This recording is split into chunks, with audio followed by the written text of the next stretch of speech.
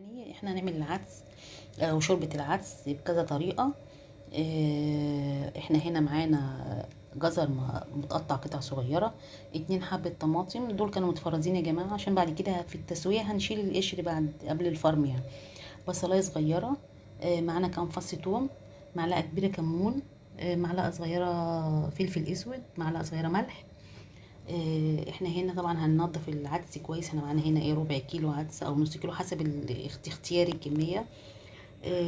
هنا طبعا بنبدا ننضف العدس كويس الاول، نشيل منه اي حاجات صغيره، اي شوائب فيه، وبعد كده بنبدا نغسله كذا مره يعني. وبعدين بنبدا ان هي نحطه في الحاجه اللي هنستعمله فيه. انا كده انا هنا غسله مجهزه اللي هو المغسول معانا اهوت. وطبعا بنبقى برضو غاسلين الخضار كويس، وهنبدا ننزله واحده واحده فيه قبل التسويه.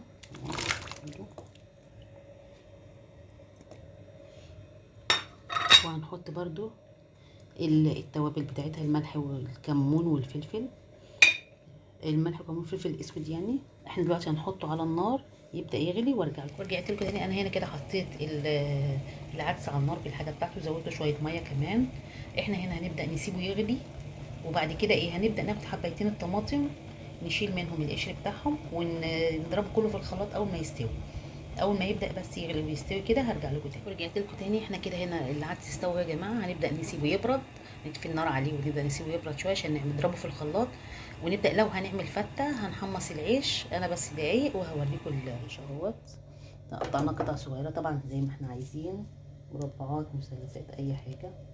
وهنا حطينا الصينيه فيها ايه معلقه زبده ومعلقه زيت ذره، نولع عليها النار.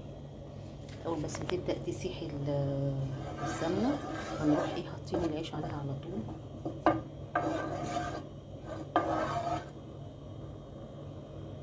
طبعا بالنسبه للعدس احنا هنضربه في الخلاط ونبدا ايه نعمل منه جزء للشوربه، وجزء لو حابين نعمله ايه فته مع العيش كده.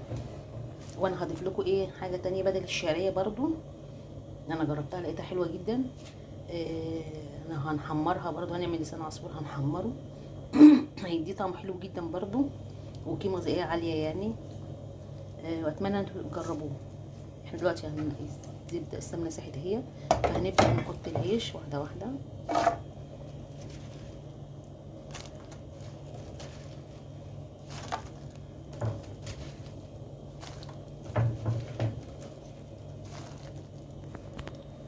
طبعا نخلي بالنا ان هو كده يعني العيش ده بيبقى برده متحمر على الزيت، فيه والسمنه تقيله يا جماعه يعني.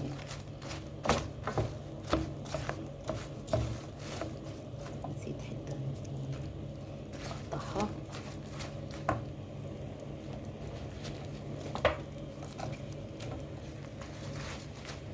بنقلبه طبعا لحد ما يبدا يتحمص.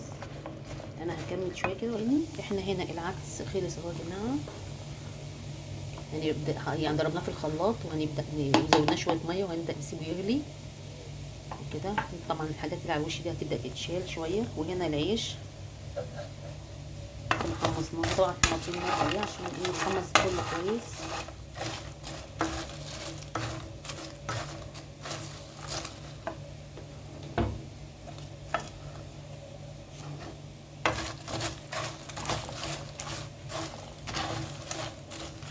احنا هنا كده خلصنا العيش اهو اتحمص خلاص كده. انا هبدا انزله في طبق لوحده واجيب ايه لسان العصفور نبدا نحمر كده. هنا الشعريه بتبدا تستوي طبعا السمنه ما تحمرش. وكده كده العدس هنا زي ما احنا عاملينه فرمناه وزودنا ميه طبعا وحطيناه على النار هو بيبدا يستوي. طبعا احنا هناخد منه بس لما يبدا يستوي شويه. لسان العصفور خلاص اتحمر اهوت، نبدا نشيله بقى ونحطه في الحله اللي احنا هنزود فيها العدس. وهنا العدس بدا يغلي اهو يا جماعه، هناخد جزء برضو منه.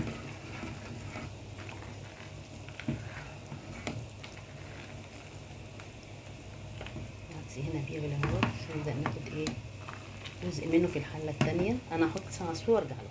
طبعا احنا هنا نقلنا خدنا جزء من العدس حطيناه هنا عشان نعمله للشوربه بتاعت الفته او الشوربه حتى لو بالمعلقه يا جماعه. طبعا انا مش هحط فيه بطاطس عشان انا مش محتاجه انه يبقى دسم زياده عن اللزوم. وهنا العدس التاني الحله بقى اللي هي تحط عليها لسان العصفور بتغلي هي. فهنبدا ايه واحده واحده كده لسان العصفور يتحمر. هنبدا ايه ننزله طبعا، ونبدا ايه نقلبه شويه ونسيبه بقى نوطي عليه ونسيبه ايه يستوي مع نفسه عشان نبدا نحضر البصل بتاعه. احنا هنا معاكم، احنا هنا بنبدا نحط البصل اهوت، هنبدا نحمره. طبعا عملته قطع صغيره ما عملتوش شرايح، انا عاده بعمله شرايح بس المره دي قلت اعمله قطع صغيره مفيش مشكله. احنا هنا حطينا معلقه زيت عليه، هنسيبه بقى يتحمر. لان احنا هنا البصل احمر اهو، فمش هنحمره قوي زياده عن كده عشان ميبقاش لونه غامق، يبقى شكله حلو كمان على الصوره بتاعت العدس يعني. احنا كده هنبدا نطفي عليه. هنعمل جاتوه تاني. احنا هنا خلصنا البصل، فهنبدا هنا اللي هو العدس مع لسان العصفور، هنبدا نحط حبه من البصل يبدا يغلي معاه في التحميره بتاعته.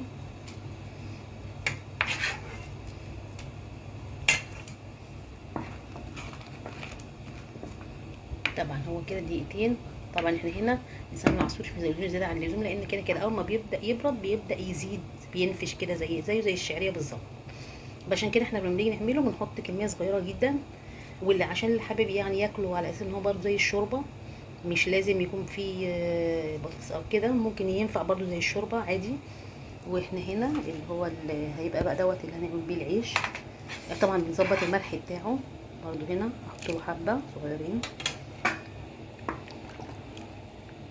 تبدا تغلي فيها. طبعا اللي عارف الطريقه دي يا جماعه عارف طعمه بيبقى حلو ازاي. احنا اول ما يغلي هنا هنكون مجهزين العيش عشان نعمله الفته، ودوت هنحطه في الطبق طبعا اللي هو في الحله، هنحطه في الطبق لوحده. اللي حب يغمسه بالعيش المحمص ماشي، اللي حب يشربه شوربه مفيش مشكله برضو.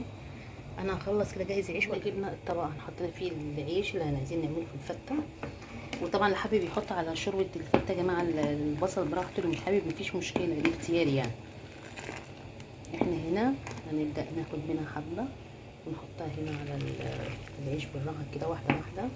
طبعا هي لازم تكون بتغلي، بس احنا كده وهنبدا نحط على الوش ايه حبه بصل صغيرين اللي هو متحمر.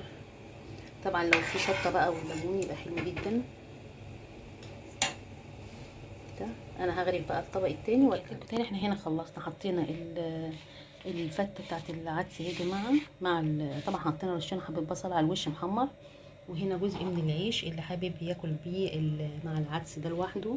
طبعا دوت بالعدس لسان العصفور، طبعا ده زي الشعريه، احنا بنكترش فيه على اساس انها برضو بتزيد نفس النظام الشعريه، بس ده طعم مختلف شويه بالنسبه لسان العصفور، بيديها طعم تاني، لان طبعا الشعريه لها طعم وده لها طعم تاني لوحده. اتمنى تجربوها، ولو عجبكم الفيديو لايك وشير وسبسكرايب، بالهنا والشفا.